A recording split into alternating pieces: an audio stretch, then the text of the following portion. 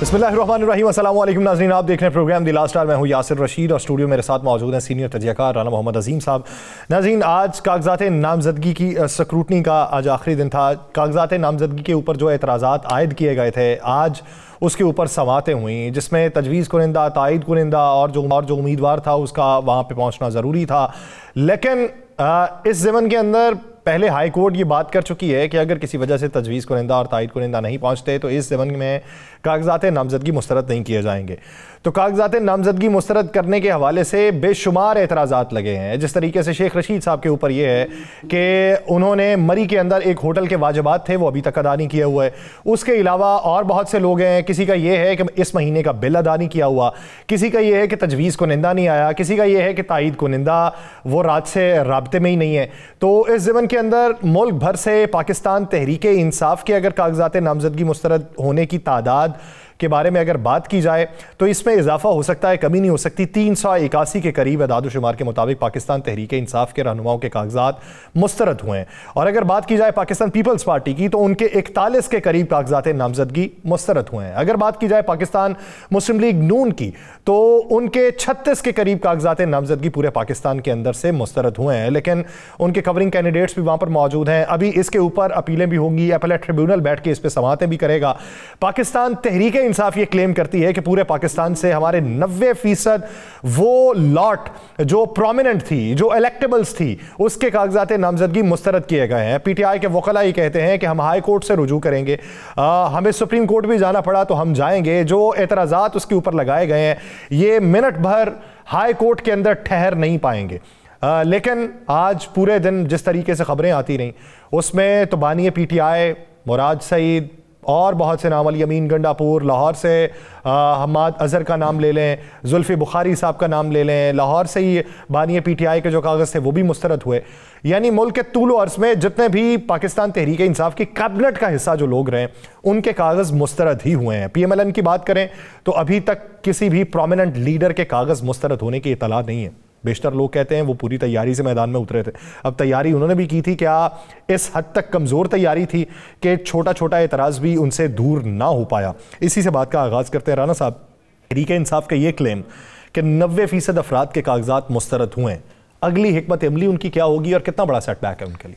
बिस्मिल्लाहिर्रहमानिर्रहीम, अस्सलातु वस्सलाम अलैका या सय्यदी या रसूल अल्लाह, अस्सलातु वस्सलाम अलैका या सय्यदी या हबीब अल्लाह। या सर, आज तो आप बड़े खुश होंगे ना? मैं हाँ, बड़े खुश होंगे कि इतने लोगों के कागजात नामज़दगी जो है मुस्तरद हो गए। मैं कौन सा कहीं से एमएनए का उम्मीदवार था? नहीं, लेकिन आप किसी के लाडले तो है ना यार। मैं भी आपका नाम लाडला रख दिया मैंने। यार तो मैं घर वालों का लाडला हूँ। हाँ, वो घर वाले ही हैं। या सिर्फ एक वही बात सुनाई, अभी आपने कहा जी मुस्लिम लीग नून बड़ी तैयारी से मैदान में उतरी, इसलिए कागजात नामज़दगी मुस्तरद। इसमें तो कोई शक नहीं है कि एक शख्स ताहयात नाहिल है, सुप्रीम कोर्ट से उसकी अपील भी खारिज हो चुकी है, फैसले भी आ चुके हैं, 2 जनवरी को केस लगा हुआ है, लेकिन उसके बावजूद उसके कागजात मंजूर कर दिए गए। तैयारी तो है, तैयारी तो कमाल की है कि पूरे कसूर में सवाए राशिद तुफैल के किसी एक पीटीआई के बंदे के कागज मंजूर नहीं होते। इसी तरह बाकी जगहों पे चले जाएं, कोहाट सारा उड़ा के रख दिया, बलोचिस्तान उड़ा के रख दिया, उसके बाद केपी के तकरीबन उड़ा के रख दिया, पंजाब तकरीबन उड़ा के रख दिया। मैं बहुत जगह के तैयारी ये नहीं थी। जो उनकी तैयारी थी ना वो कुछ ही और चीज़ की तैयारी थी। तैयारी तो ये होती कि आ जाते मैदान में, तैयारी तो ये होती कि इलेक्शन हो, तैयारी तो ये है कि मैदान में आए, आके मुकाबला करें, जमहूरी अमल का पूरा हिस्सा सबको बनने में खुद मदद दे। मियाँ साहब ने कहा था ना, याद है 21 तारीख की तारीख की तकरीर जो कायदे मुस्लिम लीग ने की थी कि बस सबको साथ लेके जाओ, ना लेके चलें सबको साथ, और ये तो कर लें कि सबको इलेक्शन तो लड़ने दें। किसने कहाँ पे क्या लिस्टें बनाई, किसने कहाँ पे क्या चीज़ें की, वो सबको आहिस्ता आहिस्ता पता लगना शुरू हो गया है। जहाँ तक बात है कि उनके कवरिंग कैंडिडेट थे, तो आप जहन में रखिएगा तहरीक इंसाफ के भी हर हल्के में कवरिंग कैंडिडेट मौजूद हैं। तो जिस तरह मिसाल के तौर पर उमर जट के मंजूर हो गए हैं कागजात, जहाँ से आयशा जट के मुस्तरद हुए वहीं पे उमर जट के मंजूर भी हो गए, कसूर से राशिद तुफैल के मंजूर हो गए, شیخوپورہ سے آدھے سے زیادہ 75% لوگوں کے منظور ہو گئے. اسی طرح باقی شہر بھی ہیں جہاں سے کوئی اچھی ویسے کاغذات منظور ہونے کے حوالے سے خبریں آ رہی ہیں. کہیں سے بہت زیادہ اڑا کے رکھ دیا, لیکن کورٹ اعلیٰ عدلیہ جو ہے اس پہ ریلیف دے دے گی. یاسر صاحب, یہ جو خوشی ہے نا, میں نے کل ایک جاتے جاتے ایک مثال دی تھی نا, پاؤں دونوں جو ہے نا وہ برابر ہوتے ہیں, کبھی ایک آگے ہوتا ہے کبھی دوسرا آگے ہوتا ہے, لیکن کوئی یہ سمجھ لے کہ جو آگے ہے وہ آگے ہی رہے گا, تو ایسا ممکن نہیں ہے. انسان چل ہی تب سکتا ہے جب دونوں پاؤں حرکت میں ہو. جب دونوں پاؤں حرکت میں نہ ہو تو پھر چل نہیں سکتا. ہاں, آپ پاؤں کاٹ دیں ایک, بالکل ٹانگ کاٹ دیں ایک, تو اس کے باوجود بھی اس ٹانگ نے کوئی نہ کوئی اپنا عمل دخل دینا ہے, چاہے مصنوعی لگا کے کرے, جس طرح مرضی کرے. تو ایک تو کاغذاتوں پہ اپیلیں جو ہیں وہ تیار ہو چکی ہیں, اپیلیں دائر ہوں گی. قانونی نقطۂ نظر سے میں نے جن لوگوں سے پوچھا ہے, میری آفتہ باجوہ صاحب سے بات ہوئی, میری لطیف کھوسہ صاحب سے بات ہوئی, میری سلمان اکرم راجہ صاحب سے بات ہوئی, میری بہت سے لوگوں سے بات ہوئی, تو انہوں نے کہا جناب اپیلیں تیار ہیں اور قانون اور آئین کے مطابق جو ایلیگیشن لگی ہے وہ سارا کچھ, مطلب 56 لوگوں کے تو وہ درخواستیں دی گئی ہیں, فائل کر دی گئی ہیں, جن کے تجویز کنندہ تائید کنندہ آج غائب ہوئے ہیں, ان کی دے دی گئی ہیں. چودھری پرویز لائی صاحب کی طرف سے, مونس لائی صاحب کی طرف سے, ان کے دیگر لوگوں کی طرف سے ساری اپلیکیشنیں جا چکی ہیں اور وہ آن ریکارڈ کا حصہ بن چکی ہیں. دوسری بات ہے ابھی 10 تاریخ تک, 10 جنوری تک ٹائم ہے یاسر, 10 جنوری تک یہ ٹائم ہے. 10 جنوری تک اپیلیں لگیں گی, 10 جنوری تک اپیلیں سنی جائیں گی. 3 دن میں اپیلیں آپ نے دائر کرنی ہے, اس کے بعد آگے اپیلیں سننے کا ٹائم ہے. اس کے لیے ہر ہائی کورٹ کے ایک جج صاحب پہ مشتمل جو ہے وہ ایک ٹرمینل بنا دیا گیا ہے. یہ سارا کچھ چلے گا. اس کو اگر آپ یہ کہیں کہ آج گیم ختم ہو گئی ہے, آج سارا کچھ ہو گیا, میں اگر مجھ سے آپ پوچھتے ہیں تو میں سمجھتا ہوں کہ آج سیاسی جماعتوں کو جس قدر خوف اور ڈر تھا ایک سیاسی جماعت کے حوالے سے, تو پھر تو دیکھا جائے تو وہ جیت گئی ہے. آپ جس سے ڈرتے ہیں نا, آپ اس کو ختم کرنے کی کوشش کرتے ہیں. تو نون لیگ کس سے ڈرتی ہے, مولانا صاحب کس سے ڈرتے ہیں, باقی جماعتیں کس سے ڈرتی ہیں؟ اگر نہیں, اگر اس جماعت کی کوئی اہمیت نہیں ہے, اگر اس جماعت کو کوئی نہیں چاہتا, تو پھر اس پر اعتراض ہی نہیں لگنا چاہیے تھا. ہاں, میں پہ آج بھی کہہ رہا ہوں, جو 9 مئی کے ملزم ہیں, الیکشن کیا انہیں پاکستان میں رہنے کی بھی اجازت نہیں ہونی چاہیے. جن پر جرم ثابت ہو جائے ان کو اس ملک میں رہنے کی بھی اجازت نہیں ہونی چاہیے. لیکن باقی جہاں تک باقی کیسز ہیں, مشیر رشید کا مجھے ہنسی آ رہی تھی کہ اس کے پیسے نہیں دیے, اور یہاں پہ پوری قوم کے پیسے کھا گئے ہیں, وہ الیکشن لڑ رہے ہیں. یہاں پہ لوگوں کو لوٹ کے لے گئے ہیں, وہ الیکشن لڑ رہے ہیں. یہاں پر لوگوں نے اپنے محلات بنا لیے ہیں, وہ الیکشن لڑ رہے ہیں. تو بیچارہ شیر رشید, اس کا قصور کیا ہے؟ کوئی ایک گیسٹ ہاؤس میں جی اس کے پیسے رہتے تھے. نہیں, وہ کہتے ہیں میں کبھی گیا ہی نہیں. تو اسی طرح ہے نا, میں کہہ رہا ہوں, میں نے اس نے کیا کہا, چودھری نذیر جٹ اور اس کی بیٹی ہے عائشہ جٹ, چودھری نذیر جٹ سعودی عرب بیٹھے ہیں, عائشہ نذیر جٹ یہاں پہ ہے, کھربپتی آدمی ہے, پروجیکٹ بڑے بڑے اپنے حلقوں میں لوگوں کو بنا کے دیے بغیر کسی عہدے کے, ان پر بجلی چوری کا پرچہ ہو گیا. مجھے پھر یاد آیا کہ یہ ایک سب سے آسان ہتھیار ہے کسی کو بھی کسی وقت بھی دبانے کے لیے یا ستانے کے لیے. تو یہ چیزیں جو ہے نا یاسر صاحب, یہ بالکل آج پہلا دن تھا راؤنڈ کا, ٹھیک ہے. الیکشن انشاءاللہ الیکشن جو ہے وہ منصفانہ الیکشن کے لیے ہماری عدلیہ اپنا رول ادا کرے گی, پورا رول ادا کرے گی ہماری عدلیہ, اور اس رول میں یہ تمام لوگوں کو انصاف بھی ملے گا. ہنسی خوشی سب ساتھ ساتھ چلتا ہے اور غمی بھی آتی ہے, اور اکثر ایسا ہی ہوتا ہے کہ کچھ لوگ آج مسکرا رہے ہیں اور کل جب ان کو فیصلہ کچھ اور پتہ چلتا ہے کہ ریلیف ملنا شروع ہو گیا ہے تو ان کی مسکراہٹ آہستہ آہستہ کم ہونی شروع. اچھا, یہ ریت کب ختم ہوگی پاکستان میں کہ ایسا ہوتا رہا ہے, ایسا ہوتا رہتا ہے؟ کبھی یہ وقت آئے کہ ایسا نہیں ہونا چاہیے, ایسا نہیں ہوگا, یہ وقت کب آئے گا؟ یہ وقت اس وقت آئے گا جب سیاسی جماعتوں کے اندر وہ لوگ موجود ہوں گے جن کے اندر برداشت کا جذبہ ہوگا, جن کے اندر عوام کی خدمت کا جذبہ ہوگا, جو صرف اقتدار کے لیے نہیں بلکہ عوام کی خدمت کے لیے آئیں گے, جو صرف اس لیے نہیں آئیں گے کہ ہم نے جانا ہے اقتدار حاصل کرنا ہے, اس کے لیے جس کو جہاں جس طرح کچلا جا سکتا ہے کچل دیا جائے, جس سے جہاں جو کمپرومائز ہوتا ہے کر لیا جائے, اور کسی کے بھی نظریات کو نہ دیکھا جائے. اس وقت تک تو یہ نہیں ہو سکتا. ہاں, اس وقت ہو سکتا ہے جب آپ بلا تفریق اپنے منشور کے مطابق الیکشن لڑیں اور اس میں اپنے حریف کو اپنا حریف نہ سمجھیں, اپنے حریف کے ساتھ جائیں اور جا کر اس کا بھی موقف عوام کے سامنے جائے, آپ کا موقف بھی عوام کے سامنے جائے, جو جیتے اس کو قبول کر لے جائے, اور جو ہارے وہ انتظار کرے آنے والے وقت کا, دیکھے کہ یار اس نے کتنا کام کیا اور میں نے کیا کام کرنا. یہ بڑا لیکن یہ ہونا چاہیے یاسر, یہ نہیں ہو رہا. اسی وجہ سے آج ملک کی معاشیت کہاں کھڑی ہے, اسی وجہ سے آج ملک کے حالات کیا ہیں, اسی وجہ سے مجھے بتا دینا آج پاکستان کے اہم ترین اداروں کے سربراہان کو مداخلت کرنی پڑ رہی ہے. کسانوں کا معاملہ ہوتا ہے تو ان کو بیچاروں کو جانا پڑتا ہے, تو یہ حکومتیں کہاں گئی, یہ سیاستدان کہاں گئے, یہ باقی لوگ کہاں گئے. تو یہ چیزیں تو بڑی کلیئر اور صاف ہے نا. یہ سارا کچھ ہوتا ہے. میں آج وہ تقریریں سن رہا تھا نا بڑی, تو ان تقریروں میں جس طریقے سے بڑے میاں صاحب, پھر چھوٹے میاں صاحب, پھر باقی سارے, لیکن اس پوری تقریروں کے اندر کسی کارکن جو سامنے بیٹھے ہیں بت بن کے بیچارے خاموش بیٹھے ہیں اور دلوں میں دعائیں مانگ رہے ہیں کہ یا اللہ سانو ٹکٹ مل جائے, یا اللہ سانو ٹکٹ مل جائے, لیکن کسی کو ٹکٹ ملتی ہے یا نہیں ملتی, وہ بیچارے سامنے اسی طرح بیٹھے ہوئے ہیں. اور مار کھانے والے وہ ہیں, جیلوں میں جانے والے وہ ہیں, اذیتیں سہنے والے وہ ہیں, پیسے خرچ کرنے والے وہ ہیں, نعرے لگانے والے وہ ہیں, اور چوری کھانے والے کوئی اور ہے. تو یاسر صاحب یہ چلنے دیں. مجھے تو آپ ٹھیک کہہ رہے ہیں تیاری بڑی تھی مسلم لیگ نون کی, اس لیے 2 تاریخ کا بھی انتظار نہیں کیا, اور کمال صدقے جاؤں میں اس ریٹرننگ افسر کے, مجھے مل جائے تو میں اس کا ماتھا چوموں. اور جس نے کاغذات میاں صاحب کے منظور کر لیے, اس نے یہ بھی نہیں دیکھا کہ 2 جنوری پڑی ہوئی ہے تاریخ سپریم کورٹ میں, انتظار ہی کر لوں. میں کہا صدقے جاؤں نا, میں کمال کی چیزیں ہو رہی ہیں, اور آپ کے ہوتے یہ ہونا ہی ہونا تھا نا. تو یہ تو یاسر صاحب مجھے ایک بات بتائیں, مجھے ایک بات مکمل سابقہ لاحقہ لگا کے آگے نکل جاتے ہیں. کس کے ہوتے؟ آپ کے ہوتے ہوئے میرے ہوتے ہیں. نہیں, میرا اس میں کیا عمل دخل ہے؟ آپ ہیں یا وہ ہیں جو اس وقت سامنے آپ کے بیٹھے ہیں, میرے سامنے آپ بیٹھے ہیں. نہیں, میں تو آپ کو نظر ہی نہیں آتا نا. آپ کی نظر ماڈل ٹاؤن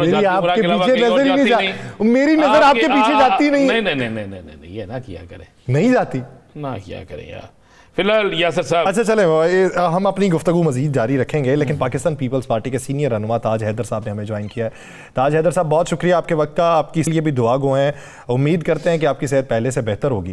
سر, آج جو منظر نامہ ہے جس میں پاکستان تحریک انصاف کہتی ہے کہ ہمارے تجویز کنندہ, تائید کنندہ وہ معلوم نہیں پڑ رہا کہ کدھر چلے گئے, کل تک تو رابطے میں تھے لیکن آج رابطوں سے باہر ہو گئے ہیں, اور ان کے مطابق 90% ان کی جو مرکزی قیادت ہے اس کے کاغذات رد کیے گئے ہیں.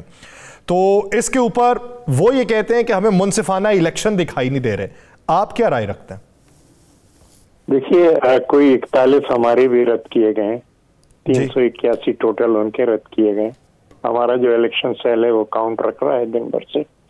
تو اب اس میں مسئلہ یہ ایف ایس جو ہماری تجویز تھی الیکشن کمیشن کو شروع میں, وہ یہی تجویز تھی کہ آپ ایک کرائیٹیریا بنا دیں ایکسیپٹنس کا یا ریجیکشن کا, اور وہ کرائیٹیریا یونیفارم ہو ہر آر او کے لیے. تو وہ کرائیٹیریا بنا بھی گیا, ہمیں بھیج بھی دیا انہوں نے کہ صاحب یہ, دیگر پارٹیوں کو بھی بھیجا انہوں نے. تو اب اس کرائیٹیریا کے بعد وہ پوری ایک چیک لسٹ ہے, اگر کہیں اس کی خلاف ورزی کی گئی ہے تو میرے خیال سے پھر جو ریجیکشن ہے اس کو اپ ہولڈ کرنا مشکل ہو جائے گا. تاج حیدر صاحب بالکل آپ نے درست کہا کہ ایک یونیفارم ہونا چاہیے تھا اور سب کے لیے ایک ہی ہونا چاہیے تھا, لیکن کیا یہ پاکستان میں کبھی ممکن ہو سکے گا؟ نہیں, یہ تو پہلی دفعہ ہماری تجویز پہ الیکشن کمیشن نے ایک کرائیٹیریا بن کے ریٹن کرائیٹیریا, اور یہ نہ ہو کہ ایک حلقے سے کاغذات منظور ہو گئے دوسرے سے ریجیکٹ ہو گئے. یہ بھی بہت ہوا ہے. تو ہم نے کہا آپ ایک یونیفارم چیک لسٹ بنا دیجئے, اور اس میں 21 پوائنٹ کی انہوں نے ایک بنا دی تھی کہ جو بھی کاغذ اس پہ پورا اترتا ہے وہ ٹھیک ہے, جو پورا نہیں اترتا تو وہ ٹھیک نہیں ہے. اور اس میں سیدھی سیدھی موٹی موٹی باتیں ہیں, لیکن یہ عین ممکن ہے کہ ڈپٹی کمشنروں نے جو ہے وہ کہیں انہوں نے بالکل اس کرائیٹیریا سے صرف نظر کیا ہو, اور انہوں نے کہا جی بس ٹھیک ہے, یہ ہمیں اچھا نہیں لگتا, ہم اس کو نہیں کر رہے. لیکن اگر اس کرائٹیریا سے صرف نظر کیا گیا ہے، اور کیونکہ ایک ریٹن کرائٹیریا موجود ہے جو کہ تمام ڈپٹی کمشنروں کو، جو کہ ریٹرننگ آفیسر بھی ہیں بدقسمتی سے، ان کو بھیجا گیا ہے، تو پھر وہ کیس بہت ویک ہو جاتے ہیں. یعنی انہیں کوئی ایسی دلیل دینی پڑے گی کہ جس کی وجہ سے انہوں نے ریجیکٹ کیا ہے. لیکن تاج حیدر صاحب، حیرت کی بات یہ ہے کہ کوئی سیزنل پالیٹیشین ہو، اس نے دہائیوں سیاست کی ہو، ہر بار الیکشن کے اندر کھڑا ہوا ہو، اور ایک وقت یہ آئے کہ اس کے کاغذات نامزدگی مسترد کر دیے جائیں، تو لوپ ہولز اگر ہیں کاغذ کے اندر تو وہ سیزنل پالیٹیشین کو پتہ ہونا چاہیے.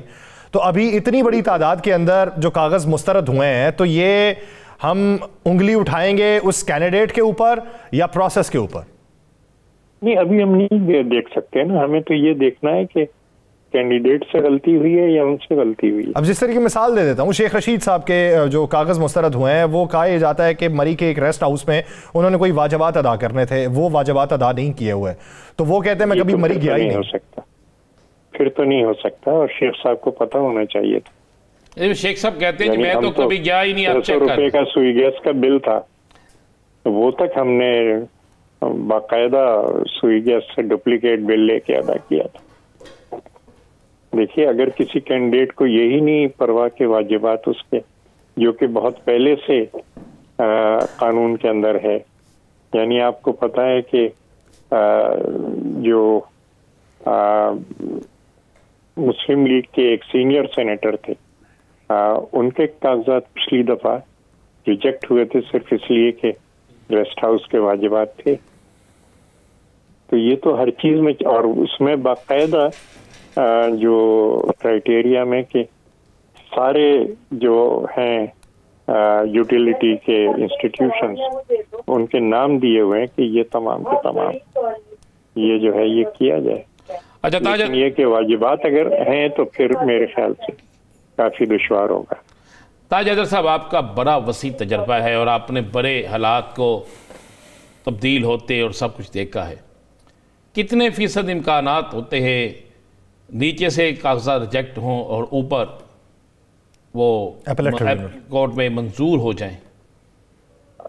ہاں، لیکن دیکھیے نا، آپ جو غلطی کی گئی ہے اس کی آپ توجہ تو پیش نہیں کر سکتے نا، نہ ہی ان کو مثال بنا سکتے ہیں کہ آپ نے فلاں کے منظور کر لیے، اس کے بھی واجبات نہیں تھے تو آپ ہمارے بھی منظور کیے. مطلب جو صاحب، اس میں یہ بھی ہوا ہے کہ تائید کنندہ، تجویز کنندہ کی عدم موجودگی کی بنا کے اوپر بھی کاغذات مسترد کیے گئے ہیں، اور وہ یہ کہتے ہیں کہ وہ آر او آفس کے باہر موجود تھے اور وہاں سے پولیس انہیں پکڑ کے لے گئی. یہ اگر کیسز ہیں، اور آج کل تو بڑا آسان ہے کیونکہ ہر ایک کی ویڈیو جو ہے وہ بن جاتی ہے، کوئی نہ کوئی لے لیتا ہے ویڈیو. تو یہ تو ظاہر ہے کہ تائید کنندہ اور تجویز کنندہ اکیلے تو نہیں جاتے، ان کے ساتھ تو 40-50 لوگ ہوتے ہیں. نہیں، وہ ویڈیوز موجود ہیں جی. تو وہ اس میں اگر ہے تو اس کو دیکھا جا سکتا ہے. لیکن مطلب یہ کہ حقائق کے سامنے آنے سے پہلے فیصلے دینا میرے خیال سے مناسب نہیں ہوگا. اور یہ میں اپنے لیے بھی کہہ رہا ہوں کیونکہ 41 آدمی ہمارے ایسے ہیں کینڈیڈیٹ کہ جن کی ریجیکٹ کیے گئے، اور الیکشن سیل جو ہے وہ ان کو دیکھ رہا ہے کہ کس وجہ سے ریجیکٹ کیے گئے. تو آپ کو کیا لگ رہا ہے جی الیکشن کے حوالے سے، آپ کو کیا نظر آ رہا ہے؟ اگر اسی طرح اتنی زیادہ تعداد میں چلے 2 بندے 3 بندے 4 بندے یا 20 بندے یا 25 بندے تو غلطی کر سکتے ہیں، سب کے سب تو غلطی نہیں کر سکتے، 90% تو غلطی نہیں کر سکتے. ان حالات میں آپ الیکشن کو منصفانہ دیکھتے ہیں؟ دیکھیے، کچھ تو جو سینئر ہیں، یہ 90% کی جو فگر ہے وہ سب میں نہیں ہو سکتی، کیونکہ 2436 ان کے کینڈیڈیٹ تھے، اور ہماری کاؤنٹ کے مطابق، جس میں شاید 1-2 لوگ آگے پیچھے بھی ہوں، 381 کینڈیڈیٹس ہیں جن کے ریجیکٹ کیے گئے جی. ان 381 میں پی ٹی آئی کے میں کہہ رہا ہوں سینئر لیڈرز جو ہیں وہ شامل ہیں.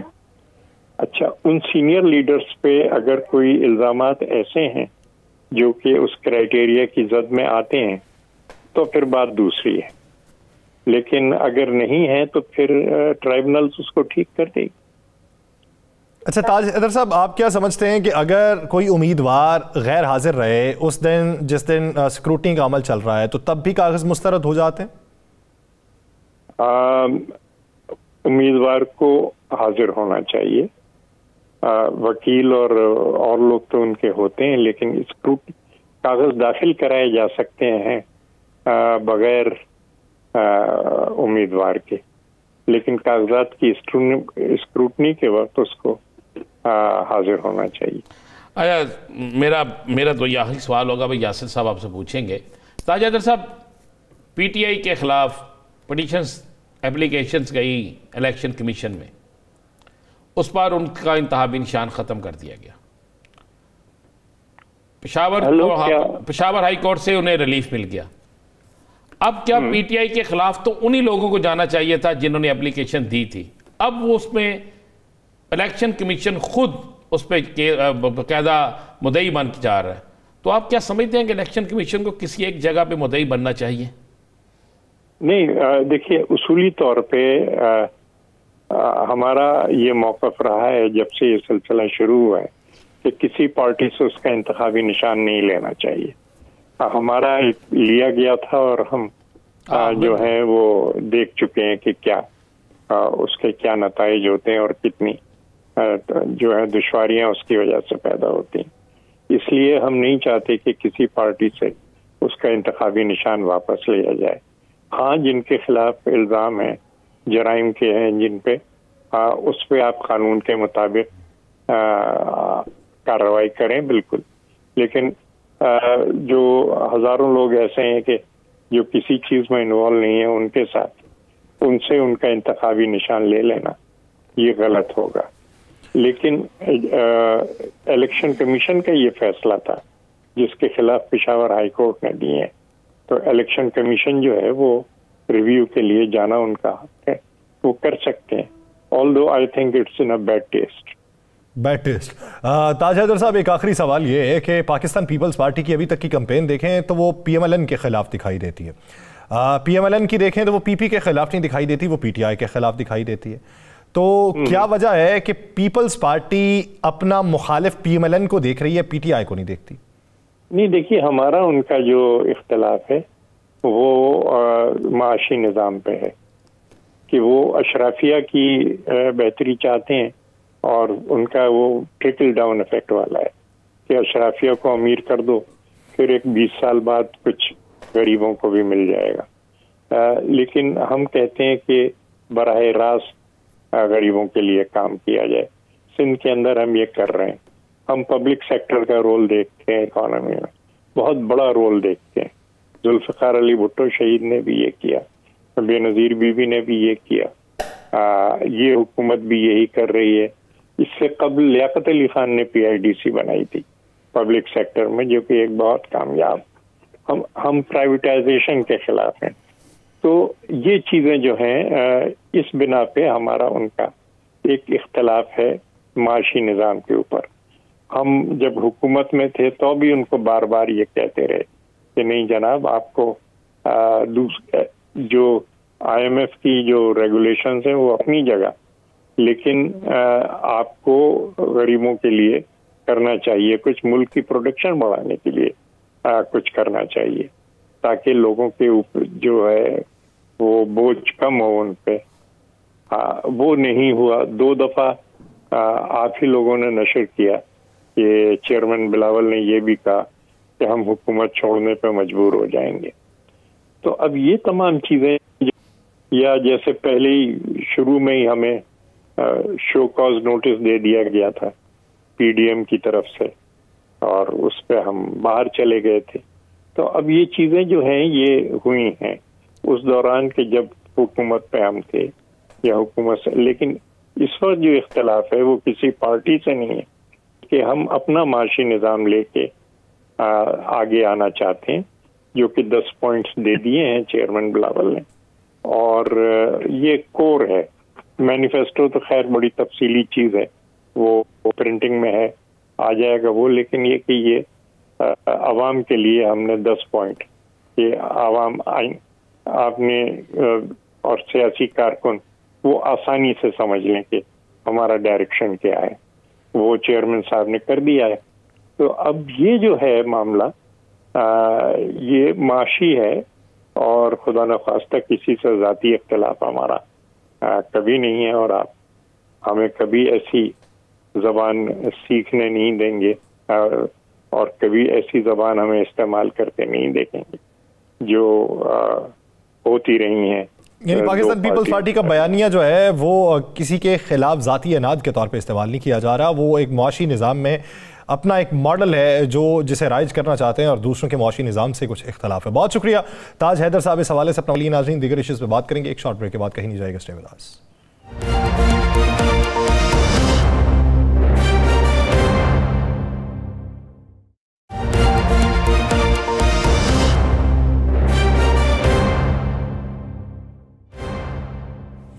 بریک کے بعد خوش آمدید ناظرین. موجودہ منظرنامے پہ جہاں پہ ہم سیاسی پہلوؤں میں بات کر چکے ہیں, تاج حیدر صاحب اپنا موقف بھی بیان کر چکے ہیں. وہ بنیادی طور پہ پاکستان پیپلز پارٹی کا موقف بھی وہی ہوگا, لیکن قانونی نقطۂ نظر میں پاکستان تحریک انصاف کو, پاکستان پیپلز پارٹی کے 41 لوگوں کو, پاکستان مسلم لیگ نون کے 36 لوگوں کو کن مسائل کا سامنا ہوگا اور ان کے پاس اپیلوں کا حق جو موجود ہے اس میں وہ اعتراضات کس حد تک دور ہو سکتے ہیں. یہ تناسب اگر کم ہو, ابھی موجودہ صورتحال میں دیکھیں تو 10% بھی نہیں بنتا. پاکستان تحریک انصاف کے جتنے مسترد ہوئے ہیں وہ 10% پہ بھی پاکستان مسلم لیگ نون اس وقت موجود نہیں ہے. تو جب پرسوں کا دن ہوگا تو پرسوں کے دن سے کون سی گہما گہمی ہوگی, اسی بارے میں بات کرنے کے لیے ہمیں جوائن کیا ہے ماہر قانون بیرسٹر شاہد مسعود صاحب نے. شاہد صاحب بہت شکریہ آپ کے وقت کا. شاہد صاحب, اگر دیکھا جائے جس طریقے سے کاغذات نامزدگی رد ہوئے ہیں, اگر کوئی میرے جیسا ہو, کوئی نوارد ہو, دشت کا کوئی نیا سپاہی ہو, تو وہ اگر اس کے مسترد ہو جائیں تو اچنبے کی بات نہیں ہوتی. لیکن روایتی سیاستدانوں کے اگر مسترد ہونے لگیں تو کیا اب کی بار کچھ زیادہ تبدیلیاں, کچھ زیادہ سختیاں کی گئی ہیں کہ جس کی وجہ سے یہ مسترد ہوئے ہیں؟ بسم اللہ الرحمن الرحیم. یاسر صاحب, یہ آپ کی بات سے میں بالکل 100% اتفاق کروں گا.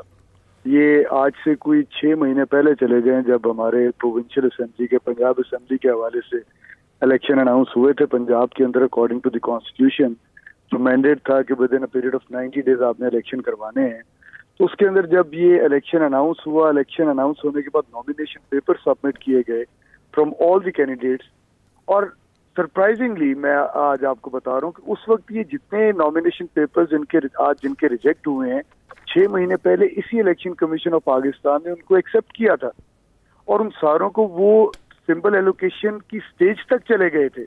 صحیح. ساری وہ جو ہے جو این او سیز تھیں سارے ڈپارٹمنٹس کی طرف سے دی گئیں, اور یہ آج بہت ہی حیران کن بات ہے, کچھ سمجھ سے بات باہر ہے کہ ہم ملک کو کس طرف لے کر جا رہے ہیں.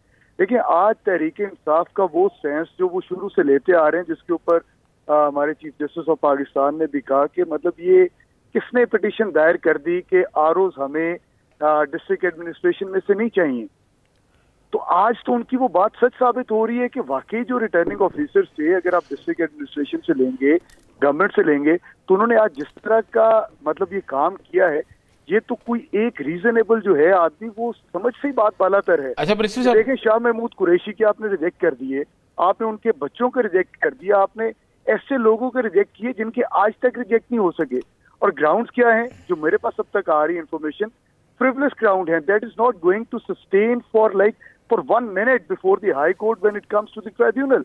یہ سسٹین ہی نہیں کرنے. ہاں, وہ کوئی 4-5 مثالیں ایسی. جی سر, میں نے کہا کوئی 4-5 ایسی مثالیں جس میں اعتراضات بہت مائنر سے ہیں.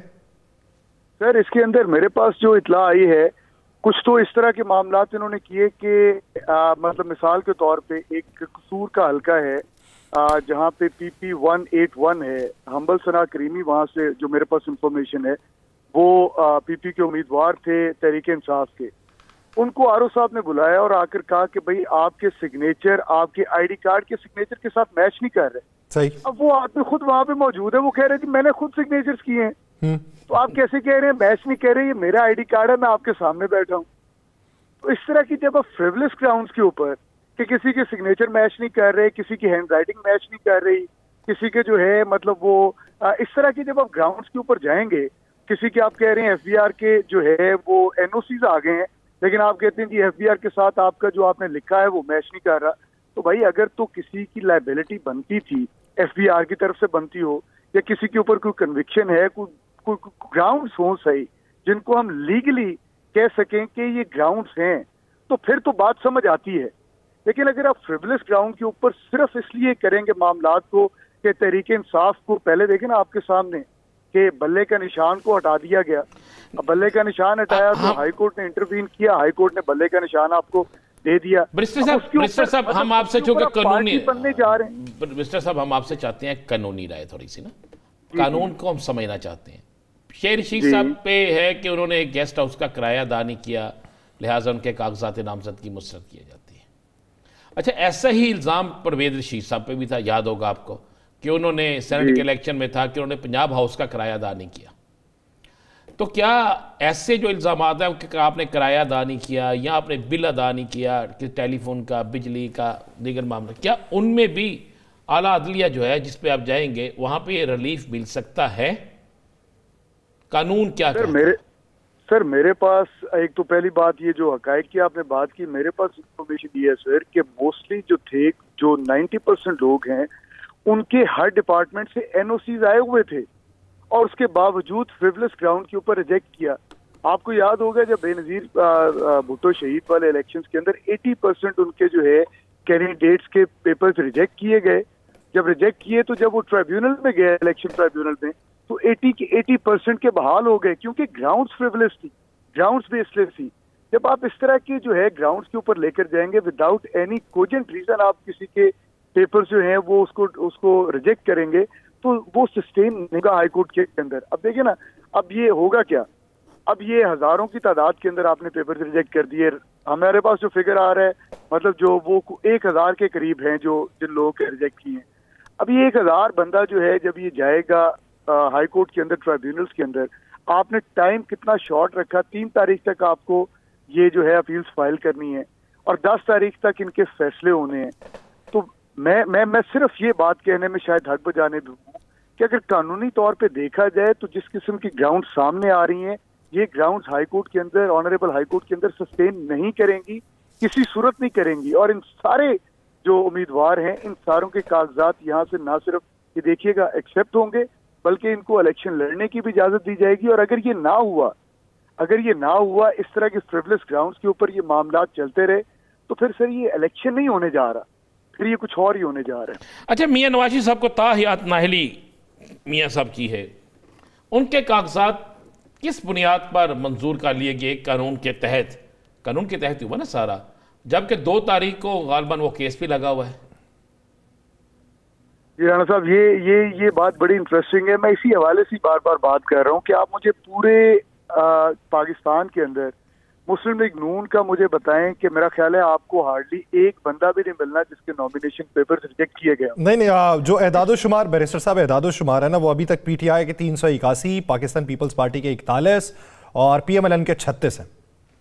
जी, तो सर ये आप खुद देख लें कि आटे में नमक के बराबर हैं जी। और अगर रिजेक्ट हुए हैं तो उनके ऊपर कोई जरूर वैलिड ग्राउंड होगी जिसके ऊपर हुए हैं। लेकिन यहाँ पे तो जो तहरीक इंसाफ के साथ किया गया, जो मतलब अगर मैं कानूनी तौर पे भी इस बात को सामने रखूं तो ये सारे वो मतलब कोई ग्राउंड सामने नहीं आती। और फिर स्पेशली जब 3-6 महीने पहले आपके इन्हीं मतलब जो थे हमारे जो नॉमिनेशन पेपर जब सबमिट किए गए तो उनके ऊपर मतलब स्क्रूटनाइज होकर वो पास हुए थे, तो 6 महीने के अंदर कौन सा ऐसा पहाड़ टूट पड़ा उन कैंडिडेट्स के ऊपर। लेकिन बैरिस्टर साहब 6 महीने पहले वो वाला कानून भी नहीं था कि आपको एक अलग से अकाउंट बनाना है, उसके अंदर पैसा डलवाना है, तो कुछ तब्दीलियां तो इन्होंने की हैं अब की बात। नहीं यासिर साहब, ये अकाउंट जो है उस वक्त भी था, आप अच्छा सिर्फ अकाउंट ओपन करना है, बल्कि इसके अंदर इस वक्त तब्दीली की गई कि अगर आप नया अकाउंट नहीं भी खोलते तो आपका जो पुराना एग्जिस्टिंग अकाउंट है उसकी बैंक स्टेटमेंट 6 महीने के साथ लगा दें तो that would also serve the purpose. सही, तो वो तो सारी चीजें मतलब देखें, ये इस तरह के लकूनास जो है ना जी, उसके ऊपर अगर रिजेक्ट हो तो बिल्कुल ये आगे भी एक्सेप्टेबल नहीं होंगे। लेकिन जहाँ पे ग्राउंड जो हैं, जिस तरह मैंने पहले अर्ज की कि आप कहते हैं कि जी बंदे के सिग्नेचर नहीं मैच कर रहे और बंदा वहां पे मौजूद है, वो कहते हैं सिग्नेचर मैंने किए हैं, तो इस तरह की ग्राउंड्स के ऊपर जब आप करेंगे, एफबीआर के आपके रिटर्न अगर आपने साथ लगाए हुए हैं और उसके अंदर आपने 1 या 2 चीजें नहीं लिखी हुई लेकिन रिटर्न साथ लगे हुए हैं जो आपने खुद सबमिट किए हैं, और आप कहें कि जी वहां पे नहीं लिखे आपने और यहाँ पे कर दिया है, तो sir that is not a ground that is going to be sustained before the high court. As per my legal opinion سر. اچھا یہ تو بتا دیں مجھے کہ اگر ہائی کورٹ سے بھی ریجیکٹ ہو جاتا ہے اس کے بعد سپریم کورٹ؟ سر اس کے بعد سپریم کورٹ ہے, رستہ کھلے ہیں, مطلب قانون تو مطلب جو ہے وہ رستہ دیتا ہے نا جی, اور جو قانونی رستے ہوں گے وہ ہر آدمی کے لیے اوپن ہے, نون لیگ کے لیے بھی اوپن ہے, تحریک انصاف کے لیے بھی اوپن ہے, اور پیپلز پارٹی کے لیے بھی اوپن ہے. اچھا یہ بتائیے, تجویز کنندہ تائید کنندہ پہنچے نہیں, کچھ لوگوں نے اعتراض اٹھایا کہ وہ پولیس گرفتار کر کے لے گئی, اب اسے ثبوت کے طور پہ اگر پیش کرنا ہے اور ایک ویڈیو ہے, ویڈیو میں صرف یہی ہے کہ اس گاڑی میں بٹھایا ہوا ہے, کیا یہ ثبوت کافی ہوگا؟ دیکھیے المیہ ہے اس بات کا, یہ تو اب روزے روشن کی طرح یہاں ہے نا جی, اس کے اوپر الیکشن کمیشن آف پاکستان نے بھی نوٹس لیا اور ان کو ایک سٹیٹمنٹ جاری کرنی پڑی کہ آپ جو پیپرز آ رہے ہیں ان ساروں کو سبمٹ کریں, کسی کو روکا نہ جائے. آپ نے دیکھا ہے مطلب کس جگہوں پہ چودھری پرویز الہی کی جو بیگم تھی ان کے ساتھ جو سلوک ہوا, پیپرز چھینے گئے. اب دیکھیں توہین الیکشن کمیشن تو مطلب ہم نے سنی ہے اور مطلب اس کے اوپر کیسز بھی چل رہے ہیں, لیکن یہ کس چیز کی توہین تھی کہ الیکشن کمیشن پیپرز دے رہا ہے کہ آپ آ کر سبمٹ کریں اور ان پیپرز کو چھینا جا رہا ہے, اور آج تک ان لوگوں کے اوپر کسی قسم کا کوئی پیونیٹیو ایکشن نہیں ہوا. تو یہ سوالیہ نشان ہے سر پورے کے پورے اس الیکشن پروسیس کے اوپر, اس پورے الیکشن پروسیس کے اوپر سوالیہ نشان ہے, اور سوالیہ نشان کا جواب یہ ہوگا کہ جب یہ ہائی کورٹ میں معاملہ جائے گا تو وہاں پہ جو سکم ہے وہ دور ہو جائیں گے. بہت شکریہ بیرسٹر شاہد مسعود صاحب اس وقت دینے کے لیے. ناظرین ایک بریک لیتے ہیں, بریک کے بعد دیگر ایشوز پہ بات کریں گے, کہیں نہیں جائے گا. اسٹے ود اس.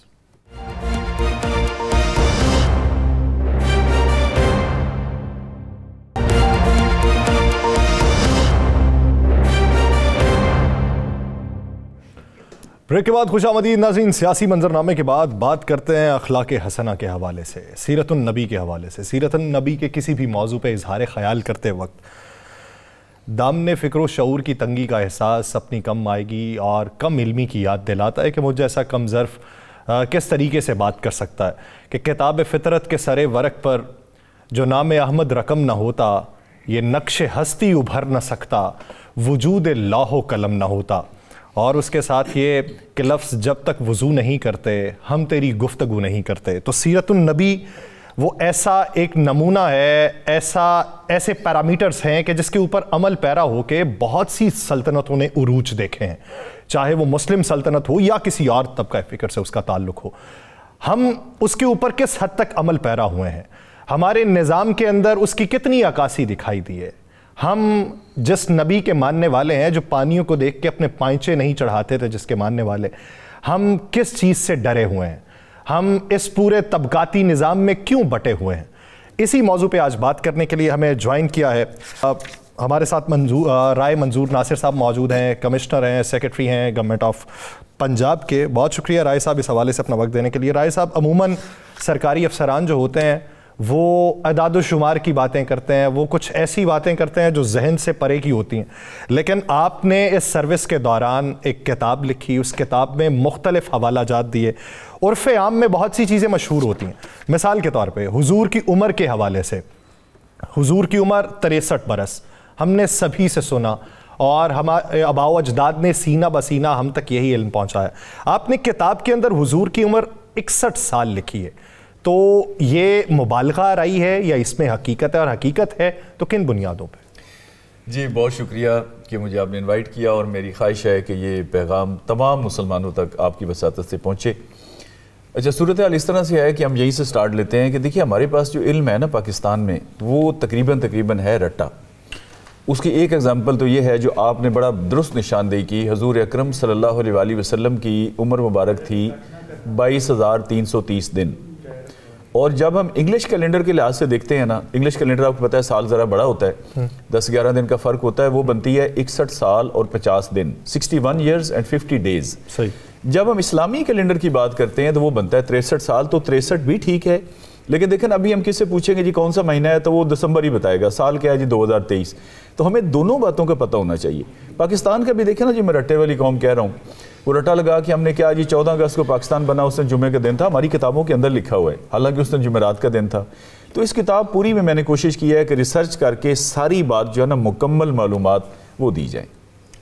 اچھا صاحب آپ مشہور ہیں پھڈے بازی میں, مجھے وہ بھی وقت یاد ہے کہ شہباز شریف صاحب کے ساتھ آپ نے پھڈا ڈال لیا, اور مجھے وہ بھی وقت یاد ہے کہ آپ کسی بھی محکمے میں ٹکتے اس لیے نہیں ہیں کہ آپ نے باز آنا نہیں ایمانداری کرنے سے, تو انہوں نے آپ کو رکھنا نہیں. تو اکثر لوگ لکھتے ہیں سیاست پہ، اکثر لوگ لکھتے ہیں بیوروکریسی پہ. آپ نے رسول پاک صلی اللہ علیہ وآلہ وسلم پہ لکھی ایک سیرت النبی صلی اللہ علیہ وسلم پہ، اور ہمارا چینل بھی ایسا ہے کہ ہماری آپ کو پتہ نا نشریات اسی سے شروع ہوتی ہے اور اسی پہ ختم ہوتی ہے 92 کی خاص کر. اور بڑی نسبت ہے ہمارے چینلز کے اونرز کی بھی سب کی. اس میں آپ نے زکوٰۃ کے حوالے سے بڑا ایک ذکر کیا ہے، خالی زکوٰۃ کے حوالے سے کیوں؟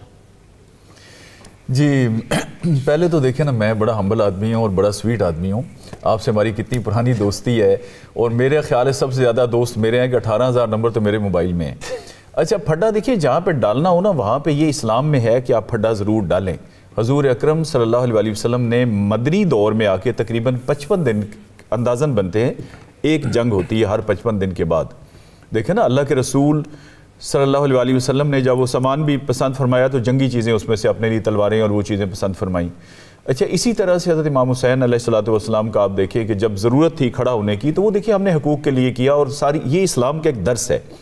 یہ جو ہے نا رہبانیت والا کہ جی وہ ایک تھپڑ مارے گال پہ تو آپ دوسرا پیش کر دیں، یہ اسلام کا کانسیپٹ ہی نہیں ہے. وہ معافی تلافی کی باتیں ہی ہو رہے ہیں. اچھا اب زکوٰۃ کا میں یہ کہتا ہوں، دیکھیں زکوٰۃ ایک پورا نظام ہے. فرسٹ آف آل تو میں ایک بات آپ کے چینل کے توسط سے کرتا ہوں، اور کوئی بھی ایف بی آر کا دوست ہمیں اس کو چیلنج کرنا چاہے تو اسی پلیٹ فارم پہ آگے چیلنج کرے کہ یہ جو اعداد و شمار ایف بی آر نے آج تک پیش کیے ہیں کہ جی ہم 4,000 ارب کما رہے ہیں ٹیکس سے، ہم 6,000 ارب کما رہے ہیں 7,000، یہ سارے کا سارا غلط ہے. یہ بالکل جھوٹے اعداد و شمار ہیں، اور میں ادھر بیٹھ کے ثابت کر دوں گا کہ یہ بالکل جھوٹے ہیں. اچھا اب ہم آتے ہیں سچ کی طرف. 4-5 سال پہلے میں نے اس پہ ریسرچ کی. اس وقت جو ہے کوئی بلکہ 6-7 سال پرانی بات ہے، 1,500 ارب ان کی انکم تھی ٹوٹل جو یہ کلیم کرتے تھے. یہ 3,000 کلیم کرتے تھے لیکن ایکچول 1,500 تھی. اچھا 1,500 آپ کی آمدنی تھی، ساری طرح کے ٹیکس پوری عوام کا گلا گھونٹ پہ آپ کو کتنا ملا؟ 1,500 ارب. زکوٰۃ کا میں نے حساب کیا وہ بنتا تھا 15,000 ارب. اور زکوٰۃ اگر آپ سلیب کو لیتے ہیں نا تو یہ پوری دنیا کے سب سے چھوٹا ٹیکس ہے، کیونکہ یہ بچت پہ ہے اور صرف 2.5% ہے. اور میں نے کتاب میں بھی لکھا ہے کہ ڈنمارک کا جو ہے ایف بی آر، وہ ایسے نا ایک بڑا پلازا ہے اونچا سا، اس پہ لکھا ہوا ہے SAKAT، یعنی اس کا نام ہی زکوٰۃ ہے. تو یہ میرا دعویٰ ہے اور میں ثابت کر سکتا ہوں کہ یہ ایف بی آر شریف کو اگر آج بند کر دیا جائے اور نظام زکوٰۃ جو ہے، زکوٰۃ ہے، عشر ہے، فطرانہ ہے، یہ پوری طرح سے کلیکٹ کیا جائے جو کہ دنیا کے سب سے تھوڑا ٹیکس ہے، تو پاکستان کے معاشی مسائل 3 سے 5 سال میں حل ہو سکتے ہیں. اس کے بعد آپ کہیں باہر جا کے زکوٰۃیں دیں گے، پاکستان میں کوئی بندہ آپ کو زکوٰۃ لینے والا ملے گا نہیں. لیکن رائے صاحب ہم نے عموماً یہ بھی دیکھا ہے کہ سال کے آخر میں جس طریقے سے بینکس والے فون کر کے اگلوں کو مطلع کرتے ہیں کہ بھائی جان کٹوتی ہونے والی ہے، تو ہمارے ہاں یہاں پہ ہاتھ سے دینے سے، یعنی اریاں کر کے دینے سے، وہ پہلے ہمارے اسلام کے اندر تو ہے کہ ایک ہاتھ سے دو تو دوسرے کو معلوم نہ پڑے، تو یہاں پہ تو جب تک پوری دنیا کو معلوم نہ پڑے تب تک تو وہ ان کا کوٹا پورا ہوتا نہیں ہے. تو یہ مائنڈ سیٹ کس طریقے سے ختم ہوگا پھر؟ دیکھیں اس مائنڈ سیٹ کو ختم کرنے کے لیے اور اسلام کے جو بیسک کانسیپٹس ہیں نا، دیکھیں نا اسلام میں علم حاصل کرنا فرض ہے. کتنا فرض ہے وہ میں عرض کرتا ہوں. ہم 3 لوگ بیٹھے ہیں، ابھی تینوں پہ نماز فرض ہے تو ہم پہ نماز کا علم حاصل کرنا بھی فرض ہے. ابھی بد نصیبی یہ ہے نا کہ مطلب جو خود ہی آ گیا، کسی نے والدین سے پڑھ لیا، کسی نے نہیں پڑھا، کسی نے توحید پڑھ لی، نماز چھوڑ دی، اگلا ٹاپک پڑھ لیا کہ امتحانی انداز میں. یہ ضروری ہے. اب میں اگر غریب آدمی ہوں اور میں نے حج نہیں کرنا تو حج کے احکام سیکھنا مجھ پہ فرض نہیں ہے. لیکن اگر رانا صاحب امیر آدمی ہیں، اور اگر نہیں بلکہ یقیناً امیر آدمی ہیں اور ان پہ فرض ہے کہ یہ زکوٰۃ دیں، تو ان پہ یہ بھی فرض ہے کہ یہ زکوٰۃ کا پورا علم حاصل کریں کہ اسلام میں زکوٰۃ وہ 8 جگہوں پہ دے سکتے ہیں، حساب کیسے کرنا ہے. دیئرفور میں نے یہ کتاب لکھی ہے سیرت کی، اور اس کے ساتھ 100 ٹاپک بھی میں نے لکھے ہیں 99. مقصد یہ تھا کہ اسلام کا بنیادی علم سادہ، بالکل سادہ زبان میں مسلمانوں کو اس کتاب سے حاصل ہو جائے. رائے صاحب رسول پاک صلی اللہ علیہ وسلم کا فرمان بھی لقد کان لکم فی رسول اللہ اسوۃ حسنہ قرآن پاک میں آتا ہے نا جی، آپ صلی اللہ علیہ وسلم کی زندگی جو ہے، تو سیرت النبی صلی اللہ علیہ وسلم بھی اسی طرح ہے نا، لکھا آپ نے سارا. تو کیوں نہیں ہمارے سرکاری ملازمین سے لے کر سیاستدان، عام شہری سے لے کر خاص شہری، سب کو یہ ایک کتاب کا ایک درس ہی دے دیا جائے قرآن پاک کے مطابق کہ اپنی زندگی کو رسول پاک صلی اللہ علیہ وسلم کی زندگی کے مطابق بسر کرو؟ یہ کیوں نہیں ہوتا؟ ہم اس اسلامی ملک میں رہتے ہیں، ایسا کیوں نہیں ہوتا؟ بس دیکھیں نا یہ ہماری بدنصیبی ہے کہ آپ کسی ٹی وی چینل کو لے لیں، سارے جو ایک دوسرے کی میں نے کہا کاپی کر رہے ہیں، یا ہمارے سلیبس کو لے لیں، یا کسی بس میں آپ بیٹھ جائیں، صبح 4 بجے آپ اسے کہنا کہ یہ CD لگا دیں گانے والی، وہ نہیں لگائے گا کہ جی اللہ محمد کا ٹائم ہے، پھر وہ قوالی لگائے گا، اور 8-9 بجے وہ گندے گانے لگا دے گا، اور 10 بجے جو مرضی لگا دے.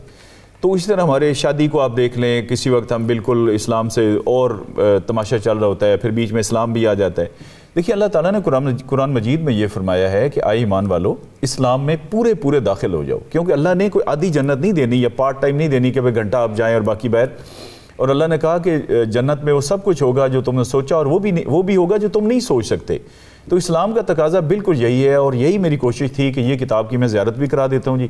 یہ کتاب ہے ناظرین جو میں نے لکھی ہے سیرت النبی صلی اللہ علیہ وسلم پر، اور جیسے میں نے عرض کیا کہ بالکل سادہ ہے، اور اس کا مقابلہ کرا رہے ہیں، اور جو جیتیں گے ان کو 50 لاکھ روپے کے انعامات دیں گے۔ یہ گورنمنٹ دے گی؟ نہیں، گورنمنٹ کا جی اس سے کوئی تعلق نہیں ہے۔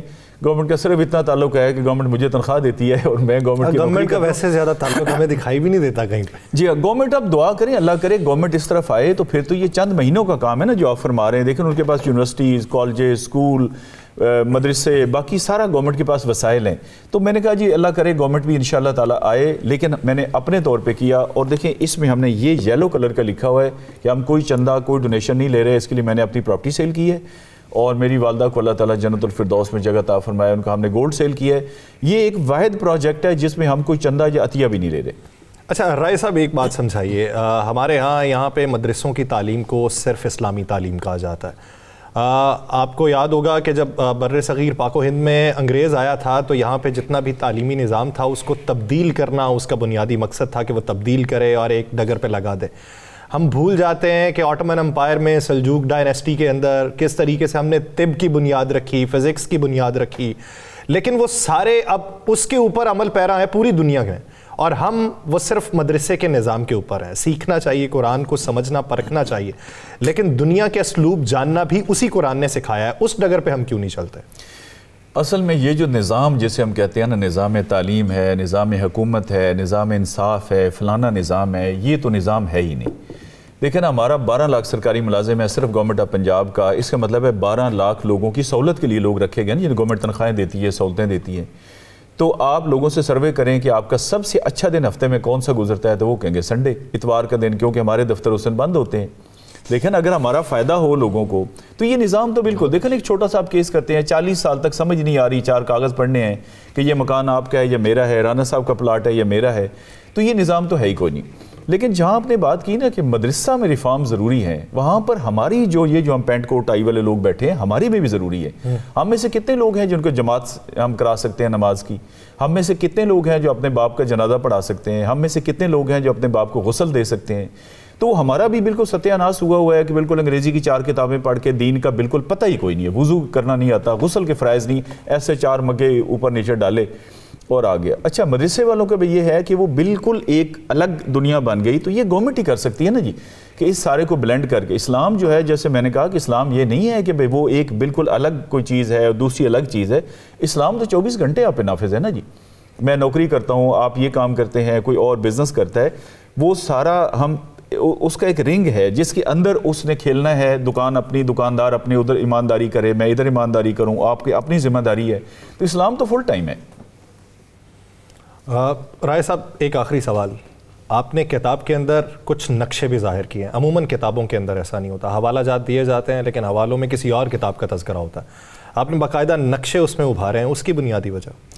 نقشوں کا یہ تھا جی کہ ہماری ایک بدنصیبی دیکھیں نا کہ ہجرت حبشہ، ہم نے وہی جو میں کہتا ہوں رٹا لگایا، ہجرت حبشہ ایک دفعہ ہوئی اور پھر دوبارہ ہوئی، اور ان کا بہت بڑا احسان ہے کہ جب مسلمان بہت مشکل حالات میں تھے مکہ مکرمہ میں، تو انہوں نے پناہ دی نجاشی نے، اور وہ اسلام بھی انہوں نے قبول کیا، اور بہت مطلب وہ پورے واقعات ہیں۔ چند آج اگر آپ نقشہ دیکھتے ہیں پوری دنیا کا گلوب سے یا کہیں سے، تو حبشہ نام کا کوئی ملک دنیا میں ہے نہیں۔ اچھا بھائی پھر کوئی ملک تو تھا نا جو حبشہ تھا، اور وہ ظاہر ادھر کشتی پہ گئے اور یہ ہوا، اور ساری سٹوری۔ ایتھوپیا اور ایریٹریا کو ملا کے، ایریٹریا تو ابھی بنا ہے چند سال پہلے، ایتھوپیا جو ہے نا اس کا پرانا نام تھا حبشہ۔ اب چند سال پہلے آپ کو یاد ہے ایتھوپیا میں قحط پڑا، وہاں پہ لوگ بھوک سے مر گئے، اور 180 کروڑ مسلمانوں کو کوئی بتانے والا نہیں تھا، اور خاص طور پہ ہمیں کہ یہ ہمارے محسن ہیں۔ اب دیکھیں نا اگر ادھر ایک آدمی آ جائے مانگنے والا، تو ہو سکتا ہے اس کے ساتھ ہم اتنی بات نہ کریں، لیکن اگر مجھے کوئی یہ کہے کہ جی آپ کے دادا کی اس نے بہت زیادہ ہیلپ کی تھی، تو میرا یکدم رویہ بدل جائے گا۔ ہمیں وہ پتہ نہیں لگا کہ یہ وہی حبشہ ہے جو ایتھوپیا، اور یہ لوگ مر رہے ہیں۔ میں کہتا ہوں صرف اگر یہ مساجد میں یا ٹی وی پہ بتا دیا جاتا کہیں پہ یہ وہ لوگ ہیں، تو صرف پاکستان سے اتنا کچھ جاتا کافی ہو جاتا۔ میں آپ کی اجازت سے صرف 2 چیزیں اس میں اور ایڈ کرنا چاہتا ہوں ویری کوئکلی۔ ایک تو یہ ہے جی کہ اگر کوئی ہم سے رابطہ کرنا چاہے تو ہمارا پروجیکٹ کا نمبر ہے، یہ اس میں شاید شو بھی ہو جائے، 034411822211. اور دوسرا یہ ہے کہ یہ مقابلہ سب کے لیے ہم نے اوپن رکھا ہے. کوئی اس میں یہ نہیں کہ چھوٹے بچے یا اسٹوڈنٹ، چھوٹے بڑے سب لوگ اس میں آپ بھی حصہ لے سکتے ہیں، رانا صاحب بھی حصہ لے سکتے ہیں، ہمارے اس سے بڑے بزرگ بھی حصہ لے سکتے ہیں، اور یہ انشاءاللہ تعالی ہر سال ہم کرائیں گے. ہر سال کروائیں گے. وہ اختتامی کلمات کے طور پہ کہ کہنے کو نعت سید علی وقار کی، منہ میں زبان چاہیے پروردگار کی. آپ جیسے کچھ لوگ ہونے چاہیے جو قوم کو اس تقلید کے اوپر لگائیں کہ اس راستے پہ چلو تو فلاح پا سکتے ہو. بہت شکریہ رائے منظور ناصر صاحب اس حوالے سے اپنا وقت دینے کے لیے. پروگرام کا وقت ختم ہوا چاہتا ہے. مجھے اور رانا صاحب کو دیجیے اجازت. اپنا بہت سا خیال رکھیے گا. ملاقات ہوگی کل. اللہ نگہبان.